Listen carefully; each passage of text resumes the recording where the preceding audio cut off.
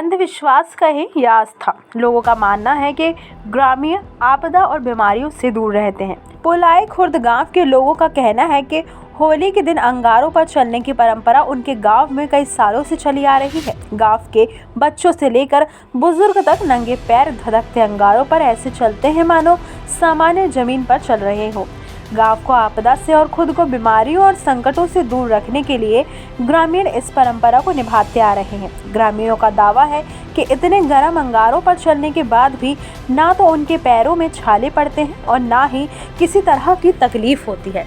ग्रामीणों ने बताया कि आयोजन शाम 9 बजे मंदिर प्रांगण में प्रारंभ होता है, जो विशेष पूजा अर्चना के बाद में पालस की लकड़ी में आग लगाकर अंगारे बनाए जाते हैं। इसके बाद जलते हुए अंगारों पर गल महादेव की पूजा अर्चना करने के पश्चात नंगे पैर अंगारों पर निकलने का सिलसिला शुरू होता है। गल महादेव के यहाँ पर जो भी भक्त मन्नत मांगता है वहाँ 1 वर्ष में पूरी होती है। हालांकि स्थानीय लोगों का कहना है कि यह परंपरा उनके गांव में कब शुरू हुई, इस बात की कोई सटीक जानकारी तो उनके पास नहीं है, लेकिन बुजुर्ग ग्रामीणों के अनुसार यह परंपरा कई सालों से चली आ रही है। इसलिए बुजुर्गों के कहने पर हर साल गांव में यह परंपरा होली में निभाई जाती है। मैं यही के गांव के पास खाटसुर की रहने वाली हूँ और जो मेरे अंकल की जो लड़की है वो यहाँ पे उनकी शादी हुई है, तो बात करते रहते हैं कि यहाँ पे हर साल यहाँ पे जात्रा लगती है, अग्नि परिक्रमा होती है। तो मैं भी बहुत एक्साइटेड हूँ इसे देखने के लिए। मेरे को पता नहीं था, लेकिन मैं बहुत एक्साइटेड हूँ कि मुझे भी ये पता चले कि कैसे क्या होता है, किस कारण ये लगती है। महिमा सूर्यवंशी। खुर्द में गल महादेव की यात्रा लगती है। यहाँ पर भक्तजनों का मेला लगता है। यहाँ पर नंगे पैर चूल पर निकलते हैं। यहाँ पर भक्तजनों की मनोकामना पूर्ण होती है। यहाँ पर बहुत जनसंख्या होती है। यहाँ पर मनोकामना बहुत जल्द पूर्ण हो जाती है।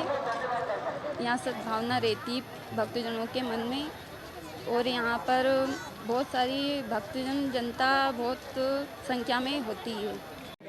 क्या है, ये जो गांव है ये बहुत प्राचीन काल से बड़ा सिद्ध स्थान रहा है। यहाँ सिद्धों की भूमि है। ये सज्जननाथ जी महाराज स्वयं सिद्ध पुरुष थे जिन्होंने यहाँ पर समाधि ली।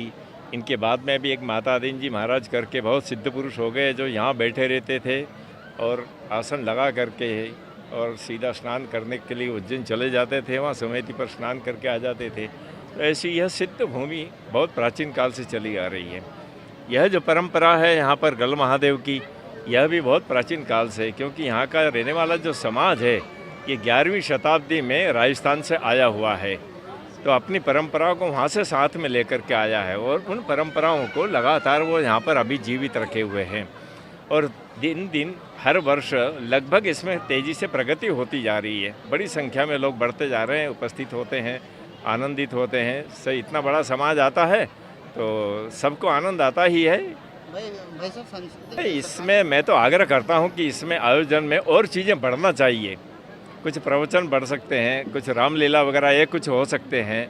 यहाँ पर और कुछ सुधार कार्य गांव के लिए हो सकते हैं, वो भी सारे अपेक्षित है।